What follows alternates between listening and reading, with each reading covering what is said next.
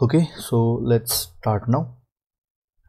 मागच्या व्हिडिओमध्ये आपण जॉइन कशा प्रकारे यूज केले जातात हे पाहिलं होतं, ज्यामध्ये आपण जॉइनचे सर्व प्रकार अगदी डिटेलमध्ये पाहिले होते विथ अ एक्झाम्पल.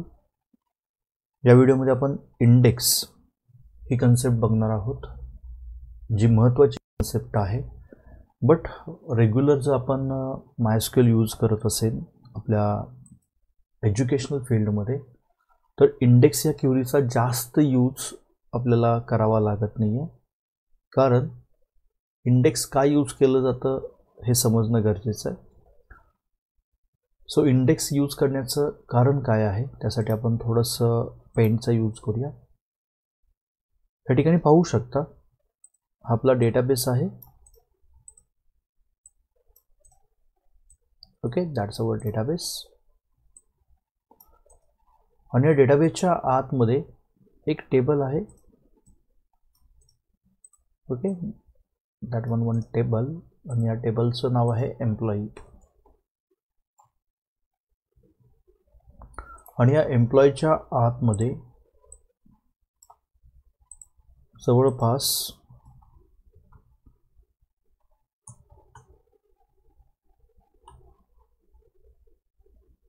खूप सारे रेकॉर्ड्स आहेत. इन लॅक्स ऑफ रेकॉर्ड्स आहेत. आणि या लॅक्स ऑफ रेकॉर्ड्समधून आपल्याला काही डेटा, काही कॉलमचा डेटा कॉल करायचा आहे. जसं की मला एखाद्या एम्प्लॉईचं नाव काढायचं आहे, त्याच्या सिटीज वगैरे साईडला काढायचे आहेत. तर काय केलं जातं, ज्यावेळी आपण ही क्युरी मायस्क्यूएलवर रन करतो की मला एम्प्लॉय टेबलमधून एखाद्या पर्टिक्युलर एम्प्लॉयचा डेटा आणून दे, ओके, किंवा एका पर्टिक्युलर कॉलमचा डेटा आणून दे. ॲक्च्युली इंडेक्स ही एका पर्टिक्युलर कॉलमवर अप्लाय केली जाते. म्हणजेच मला हे एम्प्लॉयचं एखाद्या सिटी हवी असेल, ओके, मी वेअरची कंडिशन देणार. त्या वेअरच्या कंडिशनमध्ये सांगितलं असेल की ज्यांची सिटी XYZ आहे असे एम्प्लॉय मला आणून दे. सो इंडेक्स हे त्या पर्टिक्युलर कॉलमवर अप्लाय केले जातात. ओके, जर विदाऊट इंडेक्स मी ती क्युरी याच्यावर अप्लाय केली ह्या इतक्या साऱ्या रेकॉर्ड्सवर, तर तिथून डेटा फेच होऊन आपल्यासमोर येण्यासाठी खूप वेळ लागतो. ओके, गेस करा, आपण ही डायरेक्ट विदाऊट इंडेक्स आपण ही जर क्युरी एवढ्या डेटावर अप्लाय केली आणि इथे क्युरी लिहिली, select star from employee where city is equal to Sangli. Okay, so ही जर क्युरी मी अप्लाय केली एवढ्या सगळ्या रेकॉर्डवरून, ही जर मला आउटपुट द्यायचं असेल ह्या क्युरीमधून, तर ही क्युरी मला आउटपुट देण्यासाठी किती वेळ घेईल. सो ही क्युरी मला आउटपुट देण्यासाठी केस 1 मिनिटाचा कालावधी घेईल. ओके, बट मी याच टेबलवर, ह्याच एम्प्लॉय टेबलवर सिटी कॉलमवर, सिटी कॉलम याच्यावर जर मी इंडेक्स अप्लाय केला, इंडेक्स, ओके, सिटी कॉलमवर इंडेक्स अप्लाय केला आणि ही सेम क्युरी मी एक्झिक्युशनला घेतली, तर त्यावेळी ती क्युरी त्याचं आउटपुट देण्यासाठी मला विदिन 20 सेकंड लागेल.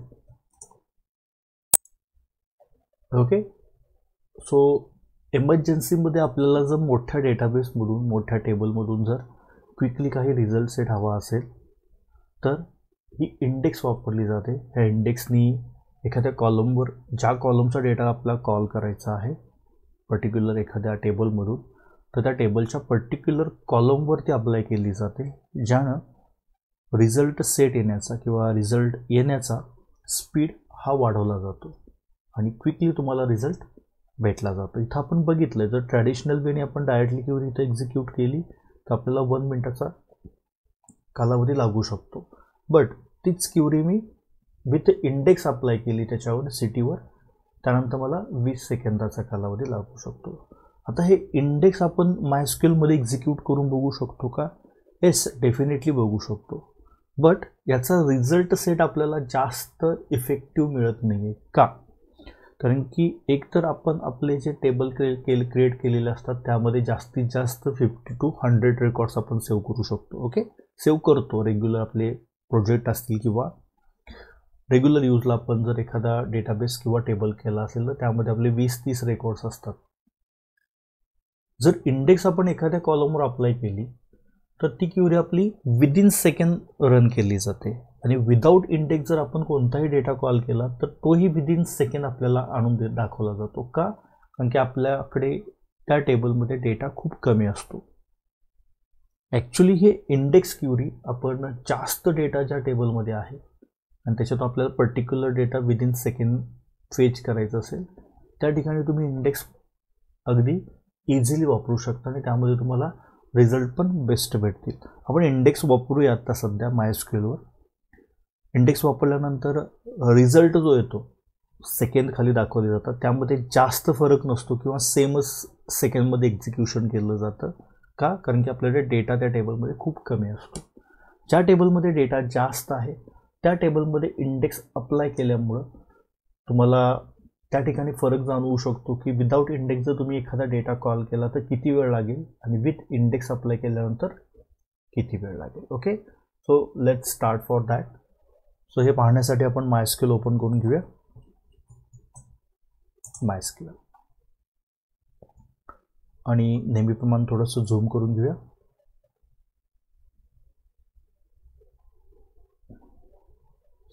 ओके, आणि या ठिकाणी आपण firstly use college database use करूया. Use college. नाव आपण ज्या टेबलवर किंवा ज्या कॉलमवर इंडेक्स अप्लाय करणार आहोत तो टेबल आपण पहिल्यांदा इथं प्रिंट करून घेऊया. सो मी select star from BCA table मी काय करतो इथं प्रिंट करतो. इथे पाहू शकता BCA टेबल प्रिंट होण्यासाठी मला 0.01 सेकंडचा वेळ लागलेला आहे. आता जर मला एखादी पर्टिक्युलर गोष्ट याच्यातून फाइंड करायची असेल, गेस करा मला टेक्सासमध्ये जे राहत आहेत लोक त्यांचा डेटा कॉल करून घ्यायचा आहे. सो मी क्युरी काय लिहू शकतो इथे.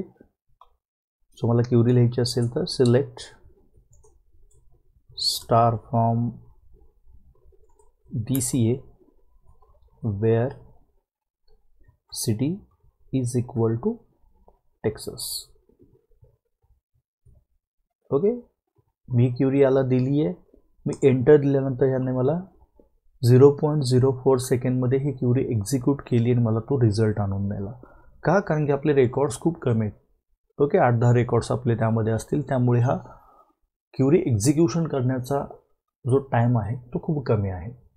हेच जर रेकॉर्ड्स आपल्याला लाख रेकॉर्ड्स किंवा त्याच्यापेक्षा जास्त रेकॉर्ड्स आपल्या टेबलमध्ये सेव्ह असतील तर क्युरी त्याचा रिझल्ट आणण्यासाठी तितकाच कालावधी घेत असते. सो अशा कंडिशनमध्ये आपण इंडेक्स वापरतो. ओके, सो इंडेक्स ही एका पर्टिक्युलर कॉलमवर अप्लाय करायची असते. आपण इंडेक्स BCA टेबलमध्ये ह्या सिटी कॉलमवर अप्लाय करूया. ओके, सो सिटी कॉलमवर अप्लाय करण्यासाठी आपल्याला क्युरी काय लिहावी लागेल. Create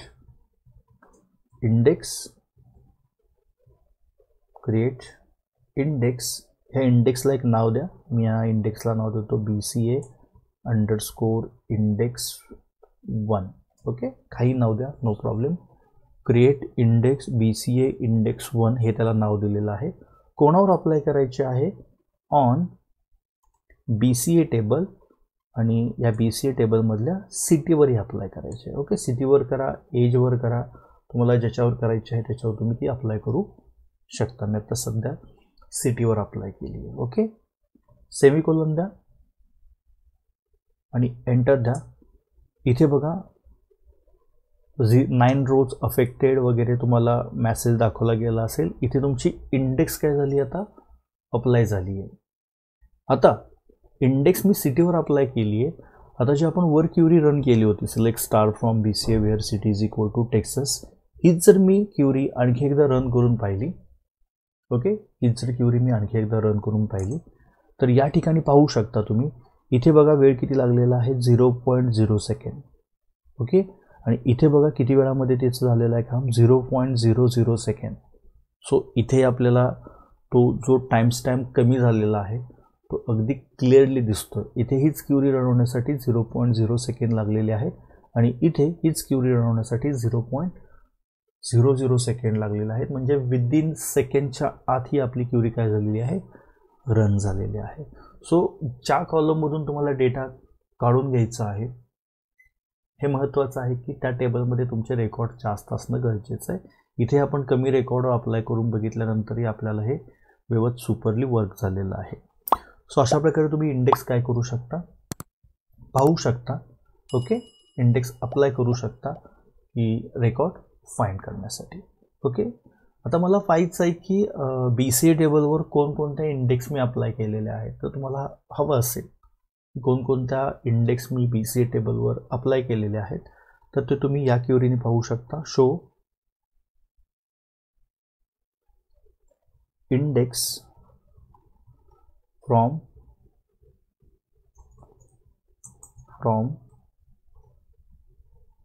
BCA.